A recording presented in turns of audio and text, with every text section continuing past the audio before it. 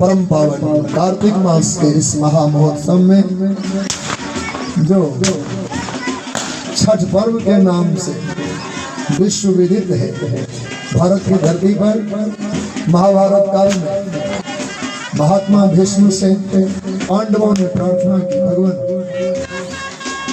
विकट संकट आया है, महाभारत जैसा समय उपस्थित है, हम पांडव केवल 5 भाई हैं, कौरवों की संख्या असंख्य है, ऐसे महायुद्ध में हम जीत कैसे पाएंगे। तो महात्मा भीष्म जी ने उन्हें भगवान सूर्य की उपासना करने की आज्ञा दी। पांडवों ने इस महाव्रत को आरंभ किया, इसलिए इस व्रत का नाम महाभारत पर्व भी है। महाभारत की कथा में वर्णित हम लोग पहले दिन कुत्सित अनाज का त्याग करते हैं, जो अन्न खाने योग्य नहीं होता, अर्थात व्रत में उपयोगी नहीं है, जैसे मसर है, उड़द है, गाजर है, जो भोजन व्रतों में नहीं लिया जाता, एक दिन पहले उसका निषेध किया जाता है। किसी भी व्रत में सबसे प्रधान भोजन की शुद्धि है। भोजन जितना पवित्र होगा, विचार उतने पवित्र होंगे, श्रद्धा उतनी ही बढ़ेगी और साधना उतना ही सफल होगा। तो कोई भी व्रत करने से पहले हम सबको भोजन में संयमित हो जाना चाहिए। आहार शुद्ध सत्व शुद्धि, इसलिए खान पान में बहुत संभाल की आवश्यकता है। तो हमारे छठ व्रती पहले दिन भोजन की सुधार कर लेते हैं, जो अन्न व्रतों में उपयोगी नहीं है उसका त्याग कर देते हैं। वैसे तो नित्य ही स्नान करके ही भोजन करने का विधान है, पर लगता है कुछ लोग बिना नहाए भी खा लेते होंगे, इसलिए एक कानून बना, दूसरे दिन नहाए खाए बोलते हैं। बिना स्नान किए कोई भी व्रती अन्न न ग्रहण करे। यद्यपि सबको बिना स्नान किए भोजन नहीं करना ही चाहिए, स्नान के बाद ही भोजन का विधान है, फिर भी ऐसी भूल हो जाती है कि हम लोग बिना नहाए भी कभी अन्न खा लेते हो। इसमें व्रतियों के लिए हिदायत है, संयम बताया कि स्नान करके भोजन किया जाए। तीसरे दिन का व्रत है जिसको हम लोग खरना कहते हैं।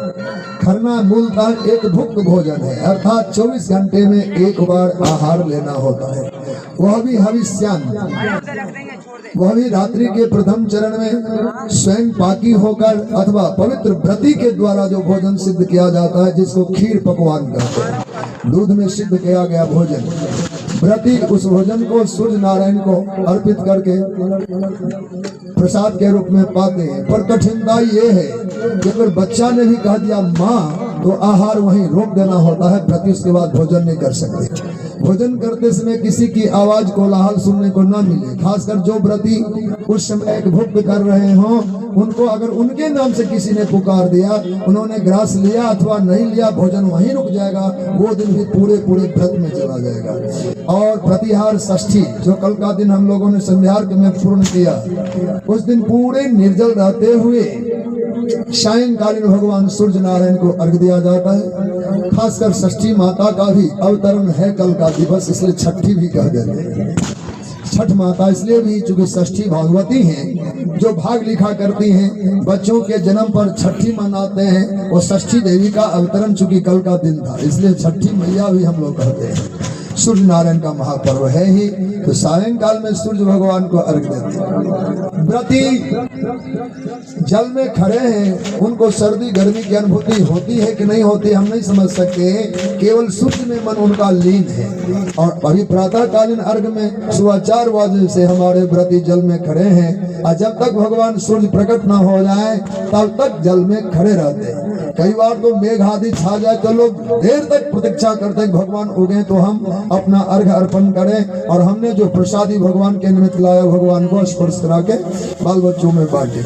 इतना महत्वपूर्ण पर्व है, खासकर इसमें जितनी शुद्धि रखी जाएगी, श्रद्धा जितना होगा, उनके अभिष्ट तत्काल पूर्ण होते हैं। कलयुग कहा जा सकता है, पर सूर्य नारायण भगवान का व्रत ऐसा है जिसमें किसी भी मनोरथ से किसी ने शुरू किया होगा, उसका वो पूर्ण हो ही जाता है, इसमें कोई दो मत नहीं है। और जितने डालियां आपको दिखी होगी, आप लोगों ने घाट पर देखा होगा, वो डालियों का पकवान संचय नहीं है, वह सकाम है। किसी को मन में आया कि हमें अमुक लाभ हो जाए तो हम केला भगवान को चढ़ाना शुरू करेंगे, इसलिए केले डाली में है। किसी के मन में आया होगा कि अमुक कामना पूर्ण हो जाए इसलिए हम भगवान को कलश चढ़ाएंगे, तो उन्होंने कलश लगाया है। कोई भी प्रसाद स्वाभाविक नहीं है, उसमें कामना जुड़ी हुई है। और ये पर्व आज से नहीं है, इन व्रतियों के कोई दादा परदादा ने मनोती की होगी, वो भी आज तक चल रहा है। उन्होंने केला मांगा होगा, किसी ने अमुक अमुक अमुक, तो अपने मनोरथ में जो प्रसाद चढ़ाने का निश्चय किया होगा, उनके बाल बच्चे उस परंपरा का आज भी पालन कर रहे हैं। और ध्यान रहे, सूर्य नारायण भगवान 2 लाभ तत्काल जीव को देते हैं। पहला तो ये कि आरोग्यता की प्राप्ति होती है। सूर्य नारायण भगवान की उपासना करने से व्यक्ति रोगी नहीं रह सकता, आरोग्य के देवता है। दूसरा, दरिद्रता का निवारण भगवान सूर्य नारायण करते हैं। सूर्य आत्मा जगतस्थुकस्य, सूर्य भगवान जगत की आत्मा है। इनका आश्रय लेने मात्र से, उपासना करने मात्र से उपासकों को दरिद्रता और रोग दोनों जीवन से मिट जाता है। ना दरिद्री रह सकता है वह जीव, ना ही रोगी रह सकता है।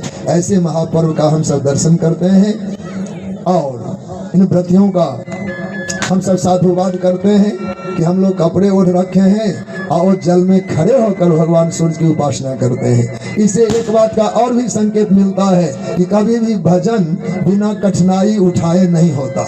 भगवान पाना इतना सस्ता होता तो सब पा लेते, तो भगवान का पाना कठिन तो है, तभी तो कठिन व्रत कर रहे हैं, जल में खड़े होकर के भगवान की उपासना करते हैं। हम विश्वास करते हैं जिनका जो मनोरथ है वो भगवान सूर्य नारायण पूर्ण करेंगे। श्री सूर्य नारायण भगवान की जय। ओम मां कृष्णेन रजसा वर्तमानो निवेश्यं मृतं मर्तं चिरण्येन सविता रथेना देवो जाति भुवनानि पश्यन्। श्री सूर्य नारायणाय नमः।